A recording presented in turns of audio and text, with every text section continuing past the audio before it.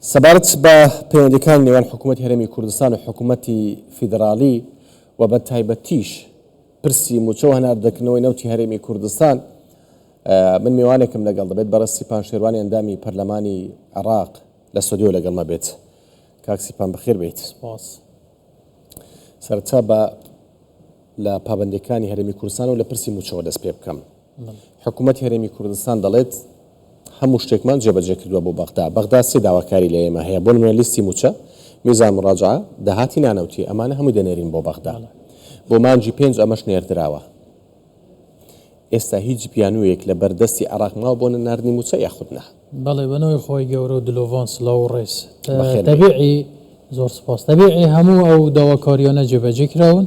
داهاتی نانەوتی مانگی 4 ڕادەست کراوە میزان مراجعەی مانگی 4 نێردراوە لیستی موچەی اتفاق لەسەر کراو لەگەڵ بەغدا کە چۆن بێ و کە خۆیان ویستیانەش ڕادەست کراوە پابەندی سەتاسەتی حکوومەتی هەرێمی کوردستان بە اتفاقی سەرەتای ئەم ساڵەوە لەبارەی موچە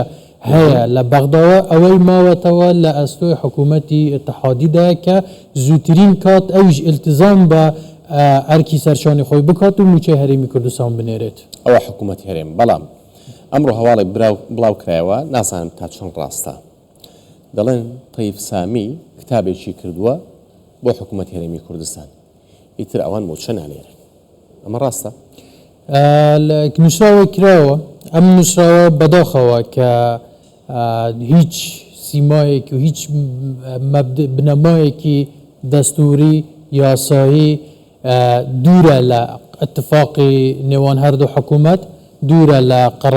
قەراری محکمەی اتحادی دوورە لە ئەو عێراقی کە لەسەر ئەساسی تەوافق و شەراکەت و تەوازن دوورە لە پێکەوە ژیانی پێکهاتەکان و دوورە لە فیدرالیەت بۆیە ئێمە بەرەو ئەگەر ئەم نووسراوەی کە منیش بینیمە و تاکیدیشم کردوتەوە کە ڕاستە ئەمە ڕاستە ئەوەی من زانیاریەکانی من تاکیدم کردوتەوە ڕاستە وەزارەتی دارایی هەرێمی کوردستانیش بە فەرمی وەڵام دەداتەوە ئەمە پێشاتێکی مەترسیدارە کە تایف سامی و ئەوانەی کە لە پشت تایف سامیەوانە دەستیان بۆ بردووە چونکە لە بۆ نمونە هەموو ئەو شۆڤینیانان کە عەقلیەتێکی نەفسی عەقلیەتی سەدام حوسێن و عەلی حەسەن مەجید و ئەم شەخصانە کە ساڵانی ڕابردوو پێش 2003 هیچ نەما بەسەر کورد نەهێنن ئەوانەی کە ئەمڕۆژ کورد برسی دەکەن هەمان عەقلیەتە و هیچ جیاوازیەکی نییە بۆیە ئەمە پێشهاتێکی مەترسیدارە کە لە مانگی پێنجەمی ئەم ساڵدا هەوڵ بدرێت موچە ڕابگریت و بە بیانووی تەواوبوونی حسەی هەرێمی کوردستان لەگەڵیان حکوومەتی هەرێمی کوردستان اتفاقی لەگەڵ نەکردووە اتفاق کرایە کە 12 موچەی ئەم ساڵە لە کاتی خۆیدا بێت بەرامبەر ئەو سێ داواکاریانەی کە جەنابتان ئیشارەت پێدا قەراری محکمەی اتحادی هەیە کە دەبێت موچەی فەرمانبەرانی هەرێمی کوردستان لە هەموو شتێکی تر جیا بکرێتەوە وەزارەتی دارایی لە کاتی خۆیدا بنرێت بەڵام وا دیارە نە التزام بە اتفاق دەکەن نە التزام بە دەستور دەکەن نە التزام بە قرار محکمەی اتحادی دەکەن التزام بە هیچ شتێک ناکەن میزاجێکی شخصیە کەنگی ویستیان هەر قەرارێکی حەزیان لێبوو دەیدا چکەوەی لە لای منە دەڵێ وەزارەتی دارایی عێراق ئەمڕۆ بە نووسراوی ژمارە ئەوەندە دەربارەی موچەی مانجی 5 حکوومەتی هەرێمی کوردستانی ئاگادار کردێتەوە گوایە تەرخانکراوی دارایی هەرێم 12.67 لە یاسای بودجەی 3 ساڵی کۆتایی هاتووە ئیدی کۆتایی هاتووە دەڵێ هەمومان ناردووە ڕاستە هەموویان ناردووە ئێمە کاکۆڤانزانی چۆنە ئێمە لە وڵاتێک داین خەرقی بەڕاستی ئەلامێک لەوە ناگەم باڵێ ئێمە لە وڵاتێک داین حیای قانونیش براوە لەم عێراقەیە ئەوەڵەن موازنەیەکی 3 ساڵی سقەت هەیە کە من ساڵێک پێشیش لەم ڕاگەانە چەند جار ئیشارەم پێداوە کە ئەفشەل موازنە بووە لە تاریخی عێراقدا کە لە ئەستۆی ئەم تایف سامیەیە کە بەرپرسی مەلەفی دارایی عێراقە ئەم موازنە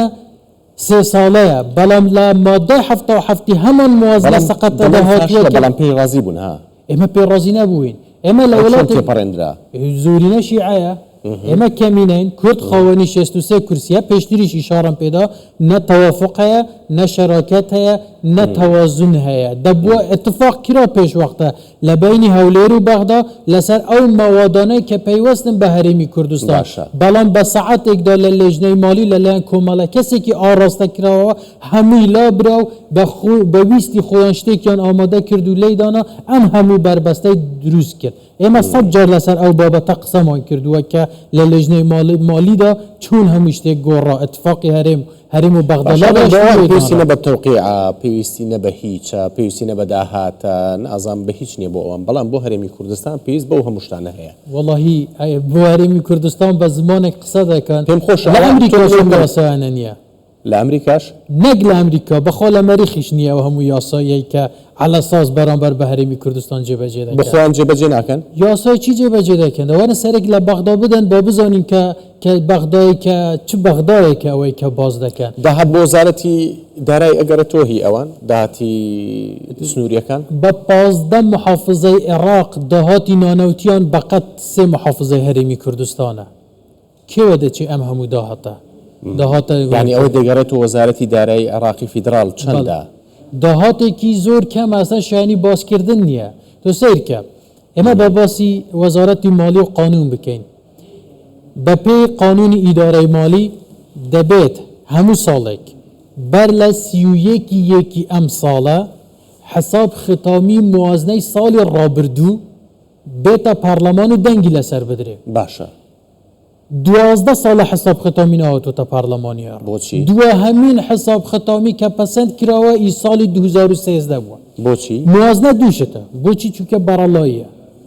کە یاسا نییە بۆ خۆیان زانی چییە موازنە تەخمین دەکات چەند داهات بەدەستدینی لە ساڵی داهاتوودا چەندیش خەرجیات دەکەی بەڵام حسابی ختامی چیت پێ دەڵێ پێ دەڵێت تۆ بە واقعی بەڕاستی ئەم هەندەت بەدەستێنەوە و ئەمە نەشت خەرج کردووە بۆ ئەم بوەڕەنەش خەرج کردووە کەواتە 12 ساڵە کەس نازانێت لە عێراقدا بە شکلێکی واقعی چەند داهات هەیە و چەند داهاتیش خەرج کراوە چونکە نەگەڕاوەتەوە پارلەمان باشە بەڵام زۆر جارها دەبینی باشە ئێوە تۆوا دەڵێ بەڵام زۆربەی پەرلەمانتاران دیکە و بەو شێوەیە باس ناکەن کە ئەنەما لێرە وێرانەیە و ئەوان بۆ خۆیان قانون هەیە و یاسا هەیە و هەموو شتێک هەیە هیجا لە مەبەستم لێ پەرلەمانتاری خۆشمان هەیە واڵێ ها جا بەس نەک باسی ئاراخەر ناکەم پارلەمانتاری خۆشمان بێ هەر کەسێک ئەم قسەیە دەکا هەر کەسێک بڵێت بەغدا شامی شەریفە و گەندەڵی نییە بەخۆڕ و ڕەشی دنیا و قیامەتە بێ 212 تریلیۆن دینار لە موازنەی ساڵی 2024 بوو کووە چی لێ هاف چەند جادە دروست کراوە تۆزانی ئێستا لە بەغدا بۆچی زۆر دەوری سوودانیە لە خەریکە مالکی و هەموو ئەحزابەکان تۆقیون لە دەست سوودانی کە خۆی مڕەشح کردووە لەبەرەوەی دوو جسری لە بەغدا دروست کردووە 20 ساڵە بە 20 حکوومەت نەیانتوانیوە 4 جسر دروست بکەن لەم عێراقدا 2 شارع دروست بکەن ئێستا کە سوودانی هاتووە 2 جادە دروست کرد هەموو تۆقیون نەوەک سوودانی بچێت زۆرینەی هەرمیان کردووە ئەوانکە ئەوشیان نەکردووە نەیان کردووە مادام نەیان کردووە نابێ کەسێکی تریش بکە بۆی لەوان باشتر نەوێ 20 ساڵە 80 میلیارد دلار لە عێراق خەرجی کارەبا کراوە بەڵام کارەبا لە خراپترین دۆخیدایە